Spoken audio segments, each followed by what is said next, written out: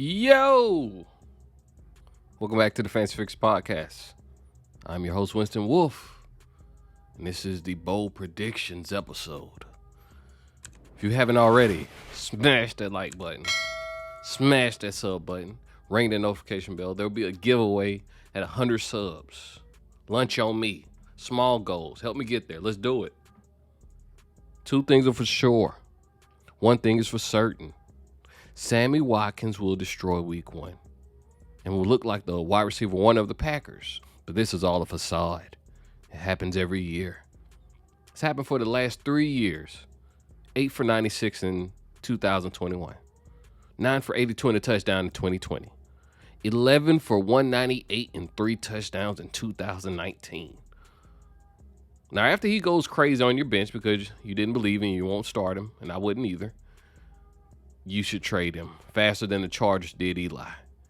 Get rid of him quicker than finding a puppy with grayscale. Cooper Kupp will lead the league in catches and Jefferson will lead the league in yardage. Now, that's not bold. I just don't know who could supplant these two. Derrick Henry wins the rushing title and is the RB1. There, I said it. Are you not entertained? Do you not remember Derrick Henry single-handedly winning your matchups last season? I didn't own Henry at all last season. And I vividly remember looking ahead at all of my matchups just to see if I was facing him the next week. He gave me that kind of fear.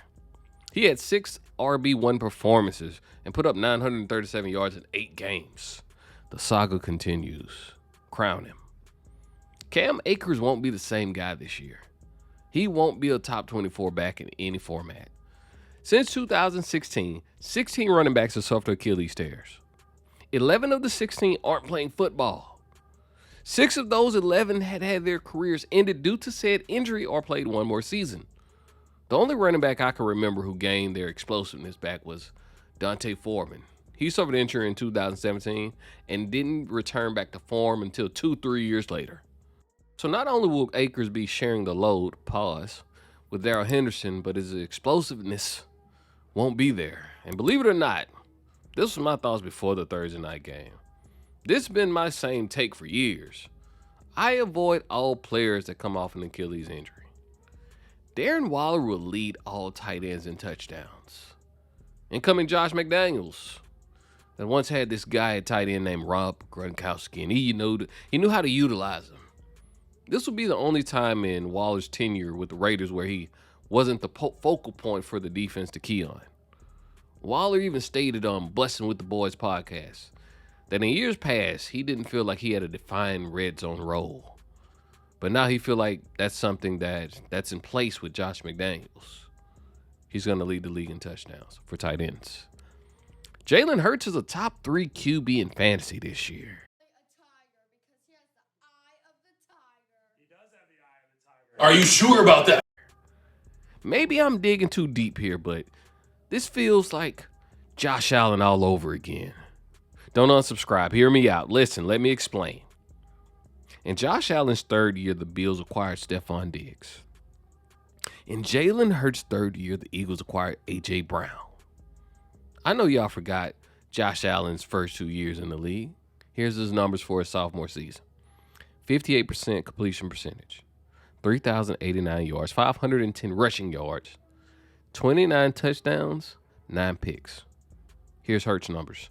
61 completion percentage, 3,144 passing yards, 784 rushing yards, 26 touchdowns, 9 interceptions.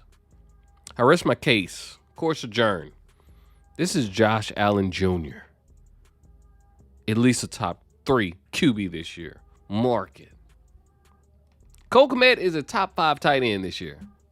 He finished top 12 in targets, receptions, and receiving yards amongst all tight ends last year. He had 91 total targets and didn't score 1 time. Let me tell you who did score 6 times for the Bears out of the tight end spot last season. AARP Jimmy Graham. Jesper Horsted. Yeah, I don't know him either. And Jesse James, who the Pittsburgh Steelers fans still call Heath. Justin Fields will be on the run like a fugitive. He's going to have about as much time in the pocket as a blow pop in your kid's pocket. Yeah, about 2 seconds flat. The tight end is always the security blanket for teams with bad offensive lines. His targets are going to skyrocket. I honestly think he's going to get about 110, not receptions, 110 targets. Breece Hall will not live up to his ADP and will not finish inside the top 24. I don't care where he was drafted, being first off the board amongst running backs, his metrics, his SPARQ score, don't care. It's the Jets.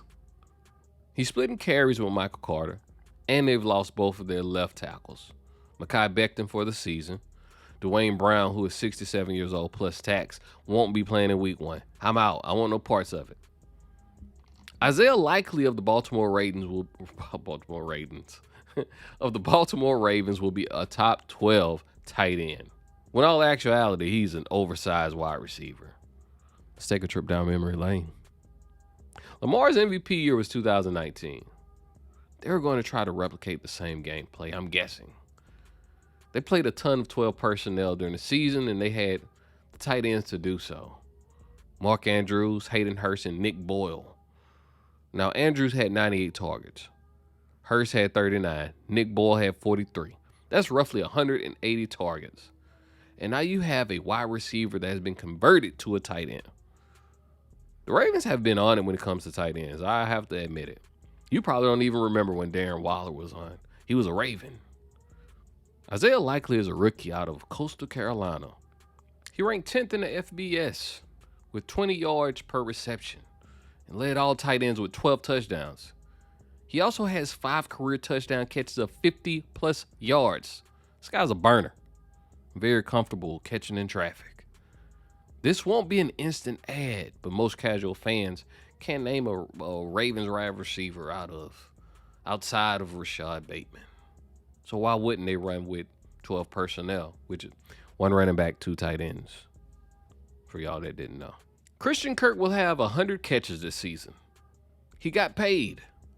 Now it's time to get past the ball a ton in Doug Peterson's offense. He will live inside the numbers, but has breakaway speed to take the top off or take it to the house if need be. He's my fantasy sleeper of the year, actually. DJ Moore is a top 10 receiver. He's averaged 139 targets over the last 3 years, and half of those are hitting the popcorn man. So how is he not a top 10 guy with Baker? The Baltimore Ravens will be the #1 fantasy defense this year. My MVP, Justin Herbert. Offensive Player of the Year, Cooper Kupp. Defensive Player of the Year, Michael Parsons. Offensive Rookie of the Year, Chris Olave of the New Orleans Saints. Defensive Rookie of the Year, Aiden Hutchinson of the Detroit Lions. Comeback Player of the Year, my guy, CMC. Run CMC. Fantasy Sleeper Squad of the Year, Trey Lance, A.J. Dillon, Christian Kirk, David Njoku, Eagles defense. Had a little fun this time. I wouldn't mind going back after the season and doing a little reaction video to this to see how bad I was. If you have some bold predictions, drop them in the comments. I'll be sure to respond. Like, comment, subscribe. I'm out.